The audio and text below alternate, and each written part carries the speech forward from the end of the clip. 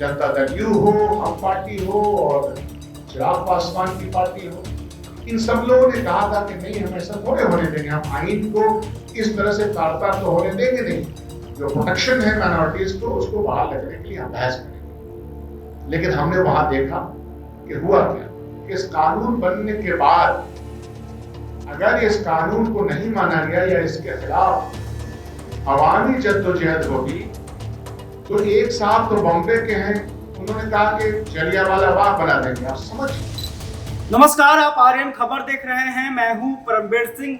वक्फ संशोधन बिल को लेकर कांग्रेस ने नीतीश कुमार की पार्टी जदयू पर बड़ा हमला बोला है। बिहार कांग्रेस के नेता शकील अहमद खान ने कहा है कि जिस तरह से प्रेस कॉन्फ्रेंस में जदयू के सो कॉल्ड अकलियत के नेता प्रेस के जवाब नहीं दे पाए और प्रेस कॉन्फ्रेंस छोड़कर भाग गए, यह दर्शाता है कि जदयू की स्थिति क्या हो गई है। साथ में उन्होंने बीजेपी पर भी जमकर निशाना साधा है। तो देखिए शकील अहमद खान क्या कुछ कह रहे हैं। में वक्फ बिल पास हो चुका है। 273 मेंबर ऑफ पार्लियामेंट की बुनियाद पे सरकार बनती है और इतना महत्वपूर्ण बिल हुआ, उसको 288 वोट मिले। इसका मतलब ये है कि पूरे देश में ये संदेश गया कि जिस बिल की ये चर्चा कर रहे थे और जिस बिल को लाने के लिए बहुत परेशान थे, उसको जो बहुमत मिला है वो बहुत कम वोटों का है। दूसरी ये कि वो तमाम दलीलें जो विपक्ष ने दिए, आप सबके सामने वो तमाम दलीलें हैं और उससे ये अंदाजा हो गया होगा कि विपक्ष के तमाम पार्टी और खास तौर पर कांग्रेस पार्टी ने जो लीडरशिप उसमें निभाई और तमाम दूसरे जो इंडिया गठबंधन के सहयोगी और पार्टनर्स हैं, उनके 1 बाय 1 स्पीकर्स ने अपनी बात रखी और आइन की जिस तरह से धज्जियां उड़ाते हुए भारतीय जनता पार्टी और उसकी आइडियोलॉजी में बाबा साहब भीमराव अंबेडकर के दिए गए प्रोटेक्शन, जो न सिर्फ माइनॉरिटीज के लिए है बल्कि इस देश के हर समूह के लिए है, उसको उसने जिस तरह से उसकी बलि की है वो हमारे सामने, देश और दुनिया के सामने है। उसके बाद से जो बातें आई है कि जद्दोजहद का जो रास्ता है, डेमोक्रेसी, प्रजातंत्र में वो जो रास्ता होता है कि हम किसी चीज को नहीं मानते या अपना तर्क देते हैं, वो बचा रहता है।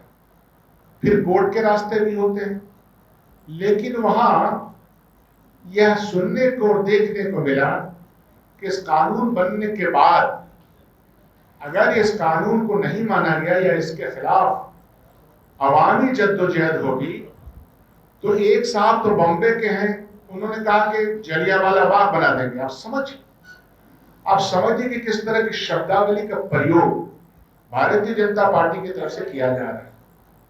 यह शब्दावली हमें क्या सिखाती है? हमें यह सिखाती है कि भारतीय जनता पार्टी की आइडियोलॉजी सिवाय झंझट पैदा करने के, सिवाय एक नफरती वातावरण के और कुछ नहीं सिखाती। देश की जनता के बीच में आप ये सवाल खड़ा कर रहे हैं कि जिस तरह से जनरल डायर ने स्वतंत्रता संग्राम के आंदोलन में जलियांवाला बाग में गोलियों से भून दिया था निहत्थे लोगों को, वही प्रक्रिया हम करेंगे। Can you imagine this kind of wordings? एक तो वो था।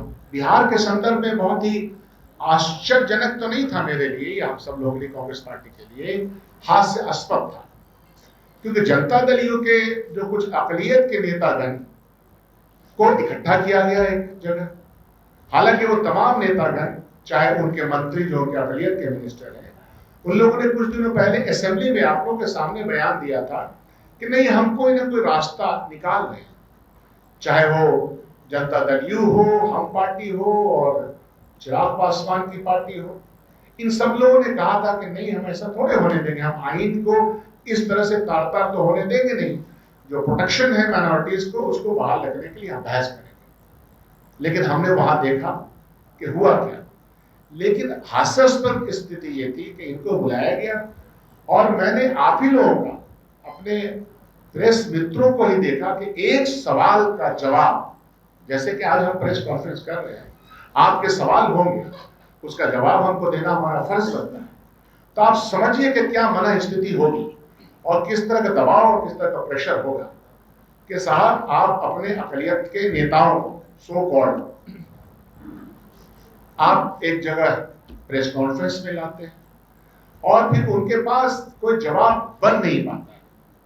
तो इसका मतलब यह हुआ कि एक तरह का कंट्रडिक्शन है बॉडी लैंग्वेज में या वोकल लैंग्वेज में। ये एक हास्यास्पद स्थिति थी और ये हास्यास्पद स्थिति बनती रहेगी, क्योंकि जब आप वैचारिक कमिटमेंट के साथ नहीं रहते हैं और भारतीय जनता पार्टी जैसे जाहिलों की फौज के साथ रहते हैं, भारतीय जनता पार्टी के उस घृणा की राजनीति के साथ रहते हैं, तो इसी तरह का उल जलूल हरकत करते रहते हैं। ये जनता दलियों को सोचना चाहिए कि आखिर वो जिस कमिटमेंट के साथ रही है और रहने का दावा करती रही है, तो उसका कमिटमेंट कहाँ गया है। तो इस दो बिंदु पर कि पार्लियामेंट के अंदर मिनिस्टर आफ्टर मिनिस्टर जिस तरह की जबान इस्तेमाल कर रहे हैं, जद्दोजहद तो रुकेगा नहीं, संघर्ष तो रुकेगा नहीं। कानून का बन जाना और कानून के खिलाफ रास्ते हैं, सुप्रीम कोर्ट का रास्ता है, कोर्ट के रास्ते हैं, बहुत सारी बहसें हैं, बहुत सारी दलीलें हैं उसके ऊपर जो जनता के बीच में जाएंगी। फर्दर हमारे इंडिया गठबंधन के लोग लेके जाएंगे, कांग्रेस पार्टी लेके जाएगी। आप उस पर ऐसा व्यवहार करेंगे, ये बहुत ही एक कहिए कि दुर्भाग्यपूर्ण बात है। यही बातें मुझे आपसे आज कहनी थी। मुझे आशा है कि जब कभी भी प्रेस कॉन्फ्रेंस किसी पार्टी के जनता दल का खास तौर, तो आपने देखा कि शकील अहमद खान ने कहा कि बीजेपी ने संविधान की धज्जियां उड़ाई है और खास करके नफरत फैलाने का काम किया गया है, लेकिन कांग्रेस पार्टी इस बिल को लेकर चुप बैठने वाली नहीं है। हम कोई और रास्ता निकालेंगे ताकि इस बिल को वापस किया जा सके। खैर, अभी तक आपने हमारे चैनल को सब्सक्राइब नहीं, तुरंत कर ले। खबर को लेकर आप क्या सोचते हैं कमेंट करके बताइएगा। वीडियो फेसबुक पे देख रहे हैं तो हमारे पेज को भी लाइक कर लें। बहुत बहुत धन्यवाद।